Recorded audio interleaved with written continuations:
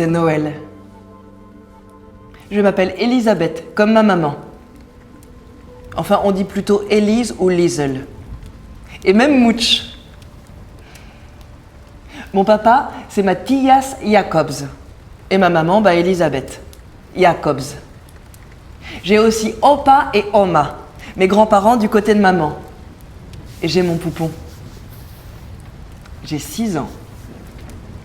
Et c'est Noël. Papa, il accroche des boules sur le sapin et des petits anges en papier blanc au bout des branches. Papa est tellement grand qu'il atteint la cime du sapin sans mal, sans même se mettre sur la pointe des pieds. Je peux la mettre moi ? Papa m'attrape sous les aisselles et il me hisse jusqu'au sommet du sapin. L'étoile est posée. On a mis des paillettes sur l'étoile pour qu'elle brille. Maman, elle coud à côté, dans le fauteuil. Et elle chantonne.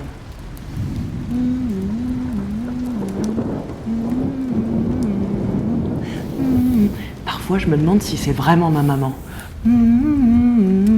Elle est tellement brune. Ma grand-mère, celle du côté de papa, elle l'appelle le corbeau. Ah c'est sûr qu'avec maman, elles ne s'entendent pas. La dernière fois, maman avait fait des pâtisseries pour papa parce que papa adore les gâteaux. Il n'aurait pas passé un dimanche sans gâteau. Enfin bref, maman allait poser ses gâteaux tout en haut de l'armoire et mon père lui a dit « Attends, je vais en prendre quelques-uns pour ma mère. » Mais ma maman, elle a répondu « Plutôt les écraser. » Et elle les a vraiment écrasés. Maman a les cheveux noirs, les yeux noirs, alors que moi, mon père et ma sœur, quand elle sera née, on a tous les cheveux clairs et les yeux bleus. Maman, elle sourit très peu sur les photos, alors que franchement, elle, c'est la joie de vivre. Enfin, pour l'instant. À Noël 1934. On a oublié les guirlandes, Mutsch. J'y vais, papa. Je cours vers la chambre de mes parents pour aller chercher la boîte de décoration de Noël. Mais Opa m'attrape au vol et il me met des fessées en rigolant. Hé ! Il a un paquet dans les mains. Je lui arrache et je vais l'ouvrir. Sur les genoux de maman. Attention, Liesel, j'ai une aiguille dans la main. Dans le paquet, il y a un tout petit tricot. 1000 fois trop petit pour moi. Opa me fait un clin d'œil. Je laisse le tricot sur l'accoudoir du fauteuil et je retourne à la chambre des parents. Pour les guirlandes.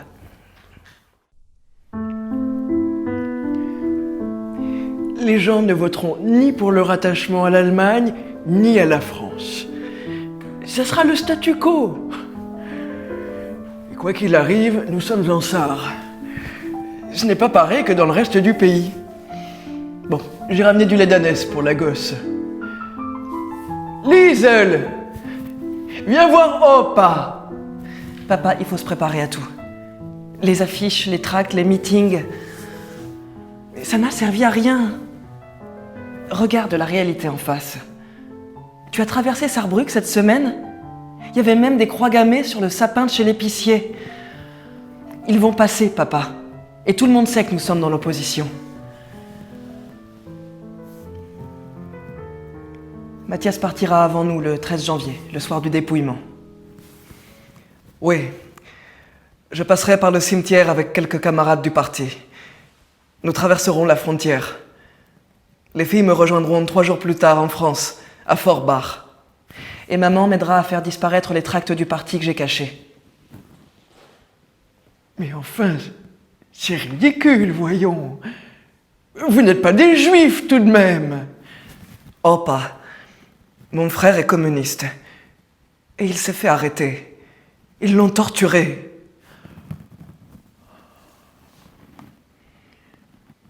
En tout cas, vous pouvez partir. Mais la gosse, elle reste là. Liesel, ma chérie.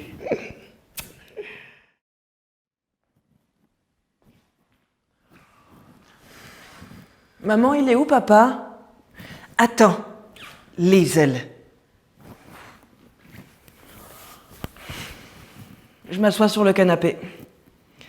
Rien d'autre à faire qu'à les regarder. On est le 13 janvier. Maman et Oma s'affairent comme des mouches devant la cuisinière. Des piles entières de papier qu'elles jettent dans le feu du poêle. C'est quoi ces papiers, maman? Attends, lise-le. Maman sue. Elle sent fort quand elle sue. Parfois, elle sue quand il y a la maman de papa. Mais ce soir, elle sent vraiment très fort. Et elle a les yeux très noirs. J'attrape un papier de la pile. C'est une image sur fond marron, avec un petit squelette à moustache. La mort brune est à la porte. Maman, j'ai faim. Liesel, attends.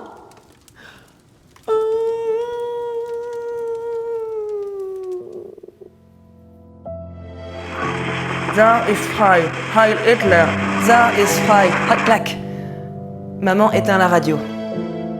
Nous nous préparons à partir de l'appartement, avec une seule valise. Maman referme la porte sur le sapin, les boules, les petits anges en papier blanc, les cadeaux et le bois de la porte. Tu as ton poupon?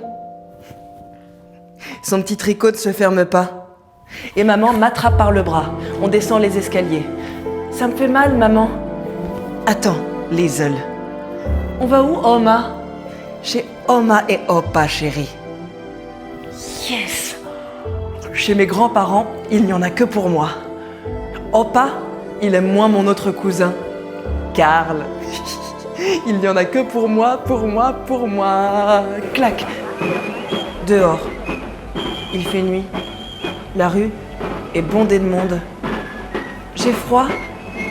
Maman lâche ma main et rase les murs avec la valise. Oma prend mon autre menotte. On va à la maison, chérie. Sa main est moite et douce. J'aime bien sa peau qui roule sous mes doigts. Comme de la flanelle. J'aime bien la flanelle. Halte! Des cris. C'est quoi, mamie? Une marée humaine inonde le pont. Des cris. Des cris et des flambeaux. Du rouge, du noir, du blanc sur les drapeaux. Mamie! Des cris. Il crie trop fort, mamie. Foule hurlante. Avance, main droite tendue devant. Ils sont fous, mamie.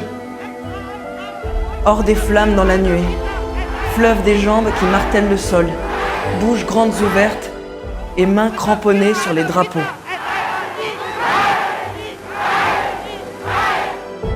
C'est une horde d'exaltés, ma chérie.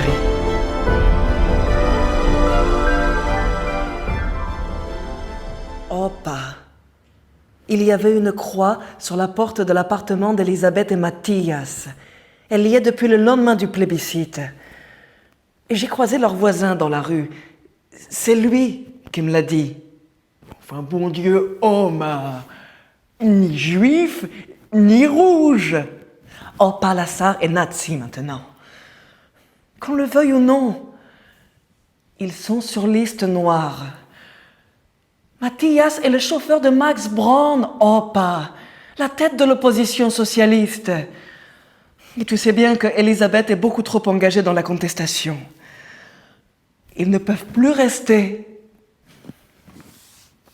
En tout cas, ils laisseront la gosse ici. Toc, toc, toc. Oma, elle est où, maman? Elle va revenir, ma chérie.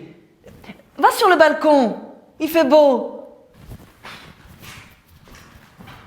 On est le 16 janvier, ça fait 3 jours que maman est absente.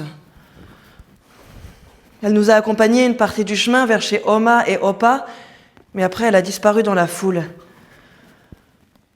J'ai eu peur que le fleuve des exaltés l'ait avalée sur le pont. Mais Oma me dit que non. J'ai l'habitude d'être ici sans elle, à chaque fois qu'elle est au parti. Mais là, je sais pas ce qu'elle fait.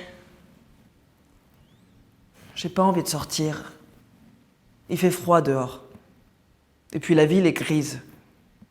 À cause du charbon, on peut même pas faire sécher du linge à l'extérieur. La dernière fois, j'ai oublié le poupon sur le balcon de chez Opa et Oma. Et le lendemain, il avait le crâne tout noir. Je veux pas sortir.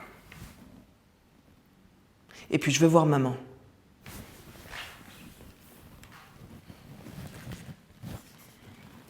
Et de fort barre, ils iront où, nom de Dieu? Ils n'en savent encore rien. Mouch, va dehors, tu veux? Maman! Tout est prêt, Mouch. On s'en va. Opa et Oma, ils viennent avec nous à la gare. La gauche, elle reste ici. Papa, non. Pour la dernière fois. Eh bien, partez sans moi.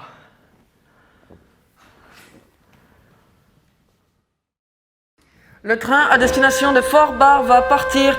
Le train à destination de Fort Barre va partir.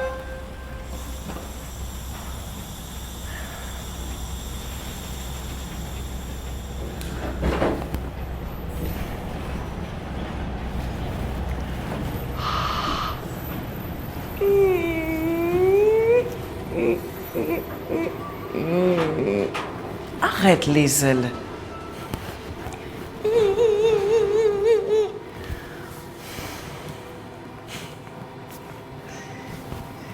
Au revoir, Oma.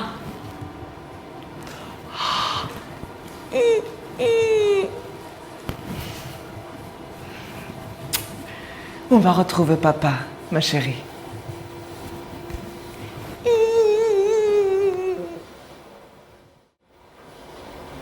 Sous la halle de Fort Barre, des matelas, des paillasses, des sarrois.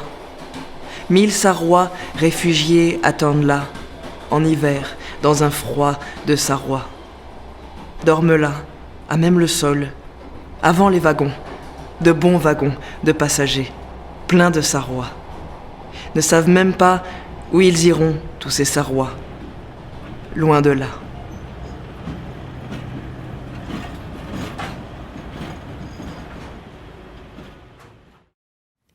Roule, roule, saute. Ça roule et ça saute. Oh là, saute encore.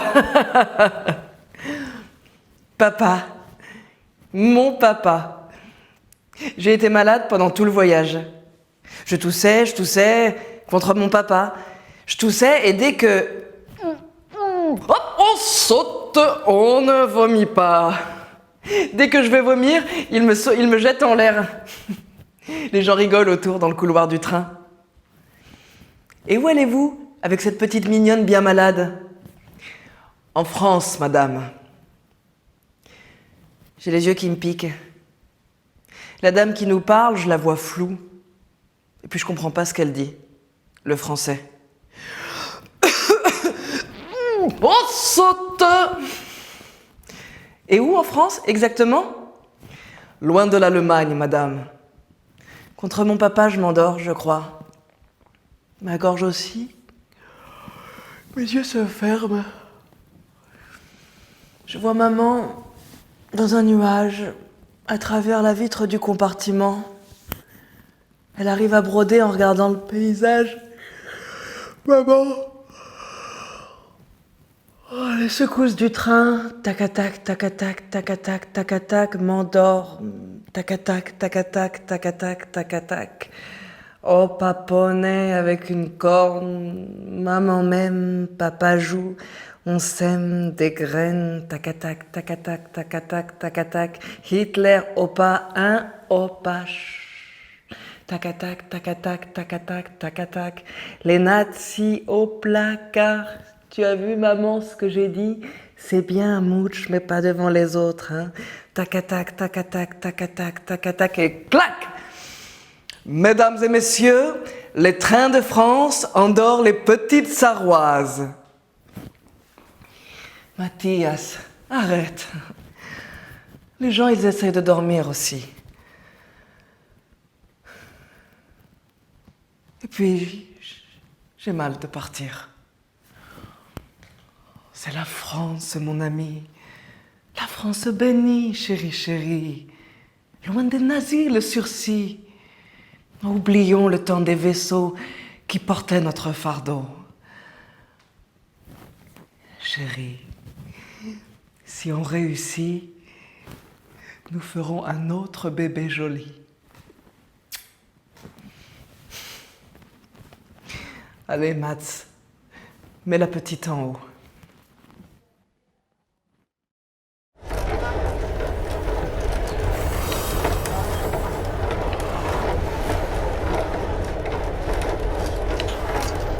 Où je suis?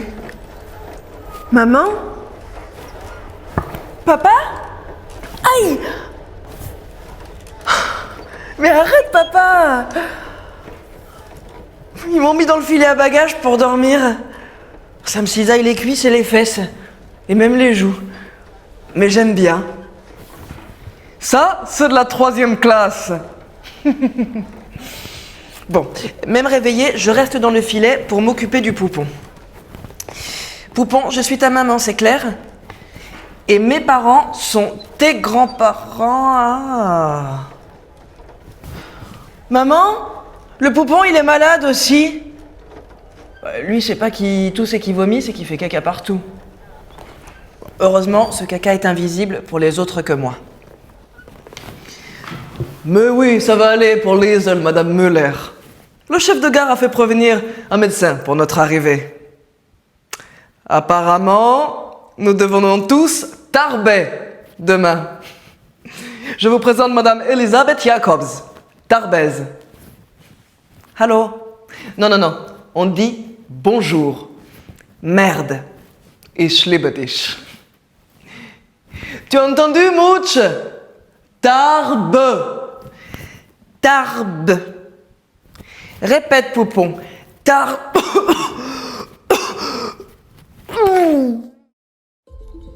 Nous sommes arrivés à la gare de Tarbes le 27 janvier 1935 et j'étais très fatiguée. Papa me portait dans ses bras, tout sourire. Maman observait, sans rien dire. D'autres Sarrois étaient avec nous, comme les Müller et leurs 5 enfants. Sur le parvis de la gare, un homme s'était détaché de la foule qui attendait. Il est venu vers nous, vers moi, et il m'a parlé en allemand, mais avec plein de fautes dans la phrase. Ça a fait rire maman. En français, ça aurait donné quelque chose comme « le petit qui est la coqueluche ». Et alors nous? Je me suis serrée contre mon papa, visage contre son buste. Le poupon a fait pareil. Maman a cherché mon petit nez contre le buste chaud de papa pour le pinsouiller, et puis elle a continué à parler en allemand avec Madame Müller. Finalement, j'ai regardé autour de moi. Ça ne ressemblait pas du tout à Sarrebruck. Je trouvais les maisons sombres, le pavé trop poussiéreux. Mais les gens avaient l'air gentils. Surtout le docteur avec son mauvais allemand. Il est très joli, cette petite. Une calèche toute colorée est passée devant nous. Elle était tirée par des chevaux à pompons. Ça m'a fait penser aux 2 chevaux de Opa, Allumette et Caramel, ceux qui portent le charbon. La calèche a longé la gare et elle a tourné à droite dans une rue qui commençait avec un bel hôtel tout rose. Le Family Hotel. Futur siège de la Gestapo qui expédiera papa au fort de Sarrebruck dans 9 ans. Mais pour l'instant, papa discute. Je vous suivons, Herr Docteur. Nous avons marché jusqu'à la place de Verdun, jusqu'au cabinet du docteur. Il m'a ausculté et il nous a donné une prescription de médicaments. Papa et lui se sont serrés la main bien fort pour se dire au revoir. Très enchanté, docteur. Et si vous aimez l'allemand, je m'y ferai un plaisir de vous enseigner. Merveilleux, Herr Jacob. En échange, je serai ravi de vous donner des cours de français. Ne bouge plus pour la photo, jeune fille. Hep, le poupon non plus, là. Allez, restez tranquille. Et clac, c'est dans la boîte. C'est bon, tu peux filer. Mouch, va te changer. On va chercher de la houille avec les Müller. J'arrive, maman. On va chercher de la houille, houille. On va la glaner sur les rails du train en contrebas de la maison. La houille, c'est le charbon pour nous chauffer. Cette maison-là, c'est pas la nôtre, hein. C'est là qu'on nous a mis avec les Muller et d'autres Sarrois quand on est arrivé la semaine dernière. Tout l'endroit ici, ça s'appelle la ruche.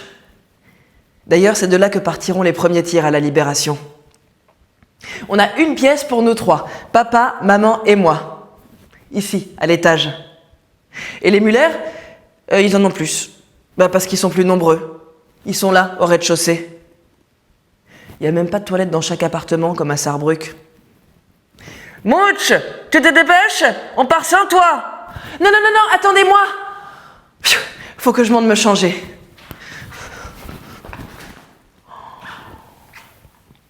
Alors ça, c'est trop mignon. Ce sont mes 2 toutes petites casseroles de dinette qui vont dans le tout petit buffet que Opa m'a construit pour Noël. Maman les a prises pour notre exil.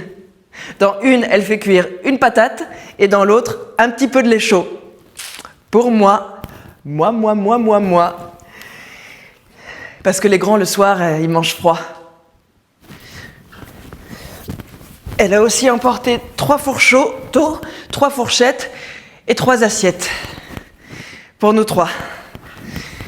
Mais le midi, nous mangeons au buffet de la gare avec tous les Sarrois.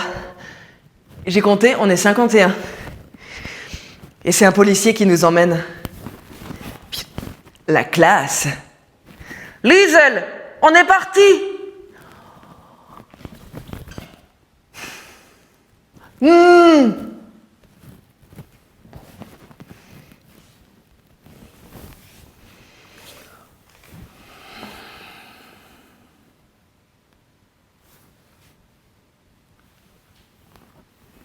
Mais dans 3 jours, nous partons rue Henri Bellevue, à Tarbes. Ce sera notre appartement qu'on louera nous, parce que papa, il a trouvé du travail au parc des Ponts et Chaussées comme conducteur de camion. Oui. Parce qu'il est super fort en conduite, vu qu'il était le chauffeur de Max Brown. Pendant 7 ans, nous serons là. Là. Ça sera bien avec mon papa. Et ma maman qui ne changera pas. Pas encore. Pas là. La guerre pas passée par là, tcha. Maman à moi qui ressemble encore à ça. Mouch! Allez viens, on t'attend chérie.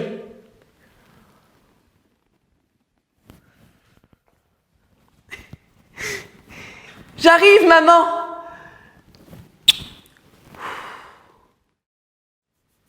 Dans la rue Henri Bellevue, il y a 5 enfants épris de jeu, dont moi. 9 ans, 4 jours, 3 mois. Une rigole le long de la rue avec un petit pont par-dessus. Dans la rue Henri Bellevue, il y a une maison rose à 2 étages, avec des gens dedans, dont moi, et mes parents, et Jeannette. Il y a, oui, un bébé Jeannette, né il y a quelques mois. Dans la maison de la rue Henri Bellevue, il y a au rez-de-chaussée Madame Camille et son poste de radio, au premier les proprios, et nous tout en haut. Sans parler du laitier qui pose le lait à l'entrée. Dans la maison de la rue Henri Bellevue, il y a du bonheur d'être ensemble. Parents avec les enfants, enfants sans les parents, enfants sans la petite sœur Jeannette. Parce que les gosses de la rue Henri Bellevue n'en font qu'à leur tête. Ils parlent en messe basse et se font poursuivre un bâton à la main par la voisine Madame Debat. On jouera pas avec votre fille, na. Alors les gosses de la rue Henri Bellevue s'en vont jouer dans les toilettes, les cabanons de la cour, à l'arrière. Mais aujourd'hui, j'y suis seulette, avec un petit souci au derrière. Papa ? Papa! Jacob, votre fille vous appelle des toilettes. Dans la rue Henri Bellevue, il y a une fillette handicapée. La journée, je vais pas à l'école pour pouvoir m'en occuper. Mes parents ne le savent pas encore, mais j'espère... Papa, j'ai mon verre solitaire. Sous la mansarde du deuxième, il y avait nous. Mon père était heureux, je crois. Ma mère restait beaucoup avec les Sarrois. Ils chantaient, mes parents. C'était quelque chose de les voir chanter comme ça. Ma mère avait une voix très claire, chante sans effort, ça se voit. Mon père faisait partie d'une clique, et quand il chantait, faisait trembler sa gorge comme ça. Ah! Ils chantaient tous les deux la légende de Stenka Razine. C'est quelque chose, les paroles. Il chantait un rebelle qui jette son amoureuse par-dessus bord pour prouver sa fidélité à ses compagnons de révolte et de charité. Ça me plaisait à moitié. Mes parents chantaient. Et je les crois. Je les crois quand ils chantent que rien ne nous séparera. Je les crois. Je les crois.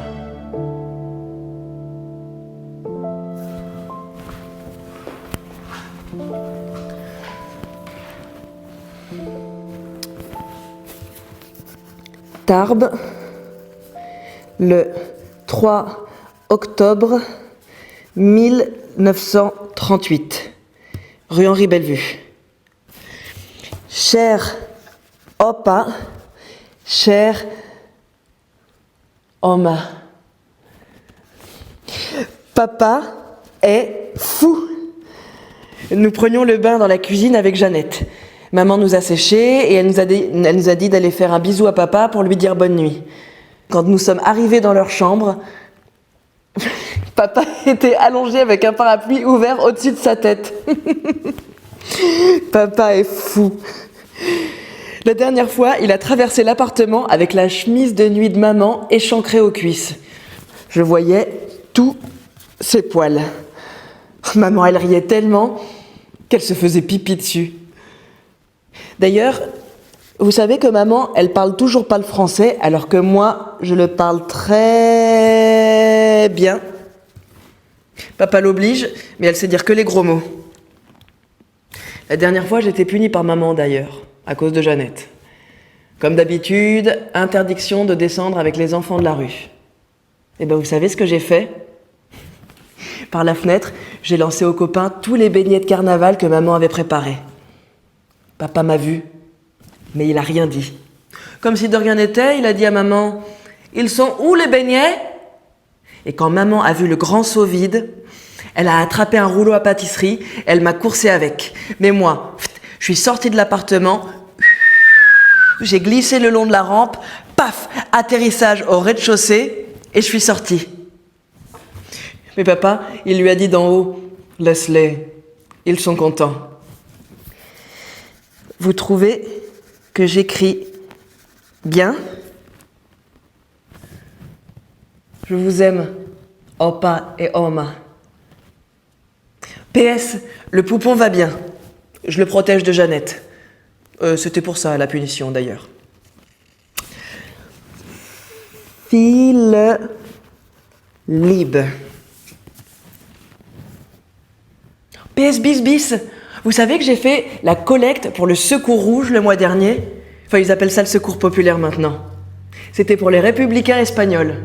Et Madame Keller, une Sarroise, elle m'a mis le calot des Républicains sur la tête.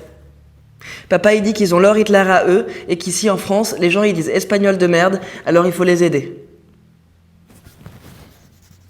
Et Lise. Oh, PS bis bis bis. Papa va bientôt être français. Il l'a demandé au président avec une lettre.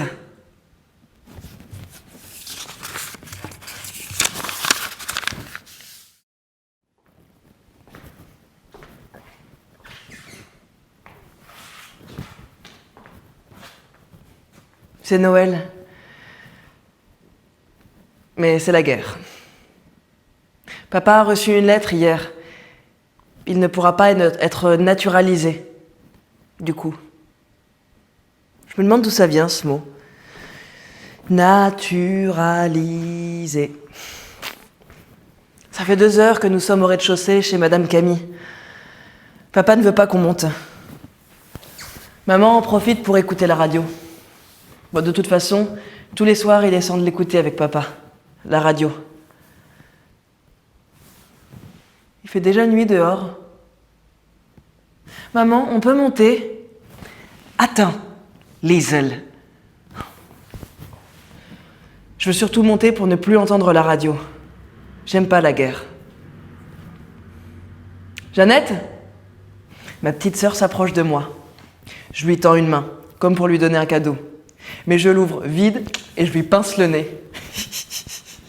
Oh. Elle retourne vers maman en chouinant et elle lui dit en allemand « Donne-moi l'autre !» Son sein. Je suis une enfant malheureuse. Non mais à presque 3 ans. Maman me gronde du doigt, puis elle continue à écouter la radio, Jeannette accrochée à son téton, ses yeux noirs fixés dans le vide. Toc toc toc. C'est papa. Vous pouvez monter. Nous sortons, suivis de Madame Camille et des propriétaires chez qui maman a frappé au premier. Devant la porte de l'appartement. Vous êtes prête? Clac. Il fait tout sombre dans la pièce. L'unique lumière, chaude et dorée, vient du fond. Un sapin. Un sapin illuminé de petites bougies de cire, des guirlandes en velours rouge et des petits anges en papier blanc. Tout en haut, une belle étoile dorée est posée. Les décorations défilent de droite à gauche. Jeannette Pépi. Il tourne sur lui-même, maman. Mais comment il fait pour tourner le sapin, papa? À côté, une belle table est dressée, avec des verres et des gâteaux dorés. Es ist der schön, Matthias. En français, ma douce, s'il te plaît. Pour soutenir un amoureux qui ne pourra pas être français pour le moment, mais qui va porter leur uniforme de soldat. Pour autant. Mon papa de la guerre.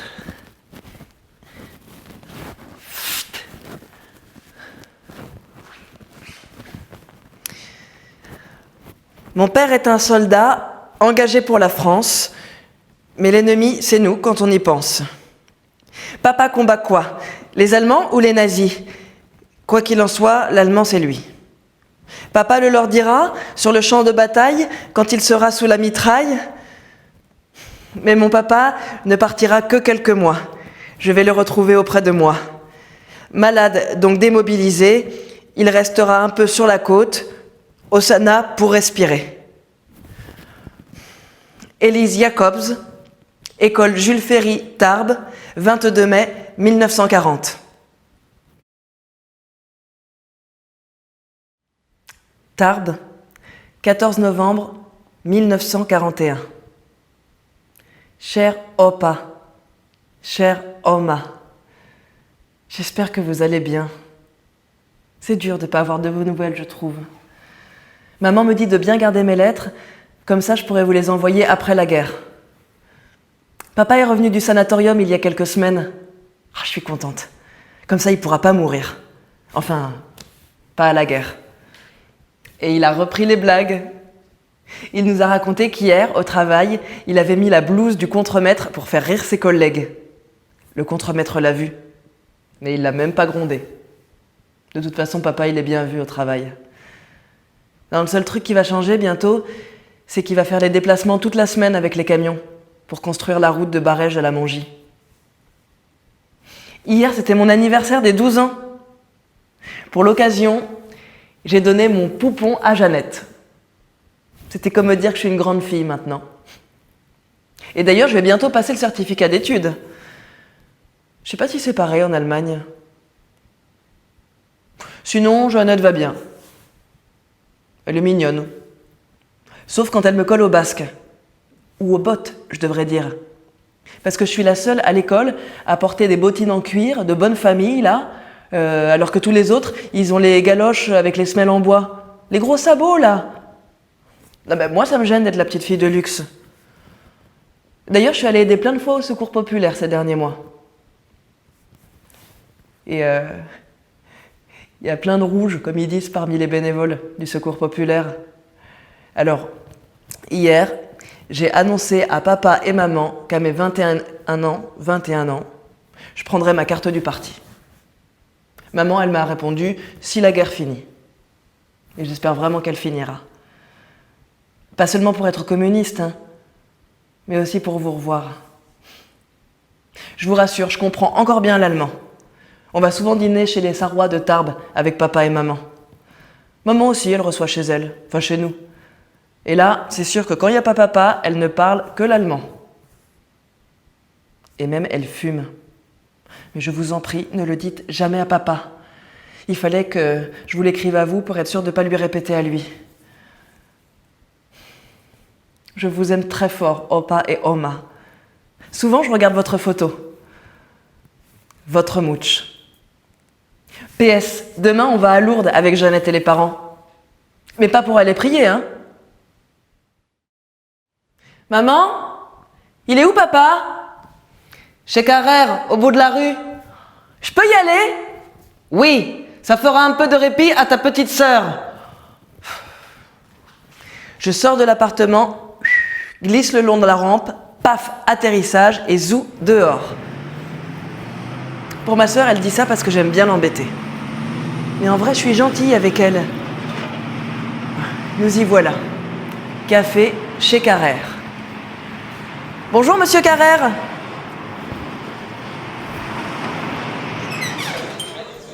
Mon père est là, dans l'arrière-salle du café. Dans ces moments-là, il vient pas vraiment boire un coup. De toute façon, il aime que la limonade. Non, il vient faire des réunions secrètes de la guerre. Au bout de la table, il y a monsieur Marquez, le docteur. Et à côté de lui, il y a monsieur Sourbet, le père des jumelles. Avec les copains de la rue, on est toujours après le landau des jumelles. Parce que c'est beaucoup trop marrant, un berceau de place. Et lui, monsieur Sourbet, leur père, il fait semblant d'être boulanger, mais en fait, c'est pour avoir des laissez-passer pendant le couvre-feu. Et il file au maquis. D'ailleurs, il va s'y faire tuer. Et l'une des jumelles, je la retrouverai 60 ans plus tard parmi les bénévoles du Secours populaire dont je ferai partie. Mais pour l'instant, on est en 1942 et il est là. Et les autres, eh bien, ils ont des grosses moustaches et ils puent de la bouche. Et moi, dans ces moments-là, je joue au billard. Depuis que les Allemands, enfin les nazis, depuis qu'ils ont passé la ligne de démarcation, toute la France est envahie et je vois plein de soldats dans Tarbes. Ils ont même installé la commandature, leur siège, au Café Le Moderne, place Verdun. Ça me fait trop marrer leur siège. J'imagine un seul siège sur lequel ils s'assoient tous avec leur veste kaki. Mais maman est inquiète en ce moment. Comme on est des opposants en exil et que papa s'est engagé avec la France, elle a peur qu'il ait des ennuis. Souvent, ils en parlent le soir. Mais papa dit que ça va, qu'on est fondu dans la masse. Mais en même temps, à chaque fois qu'ils discutent de ça, je vois qu'ils se rongent les ongles. Ah, tu es là, Mouch. Tu viens? On rentre à la maison, chérie. Oui, papa. Vendredi soir, rue Henri Bellevue, tout bascule. Les filles, on part. Quoi? C'est le jour où mes parents ont arrêté de chanter. Ils sont venus me chercher au travail. Le contremaître a fait comme s'il ne me connaissait. Mais qui? Mathias. C'est sûr qu'après, il n'y en avait plus de chansons. La Gestapo. Oh my God. Allez, on fait nos bagages. Mon père s'était lancé vers leur chambre et il a tiré les valises de dessous leur lit. Ma mère est restée figée sur place, sans respirer. Jeannette s'est accrochée à sa robe. « Qu'est-ce qui se passe, maman ?» Elle ne lui a pas répondu. Elle est entrée dans la cuisine sans nous regarder et elle a refermé la porte derrière elle. Jeannette est venue vers moi. « Je n'avais pas vraiment envie de l'embêter. Et puis nous sommes sortis de l'appartement. Papa a refermé la porte sur le printemps. Nous l'avons suivi dans la rue. Il portait Jeannette d'un bras, une sacoche dans l'autre. Ma mère suivait, tête baissée, mâchoire serrée. Et moi, je trottais derrière pour les rattraper. Les rues étaient désertes.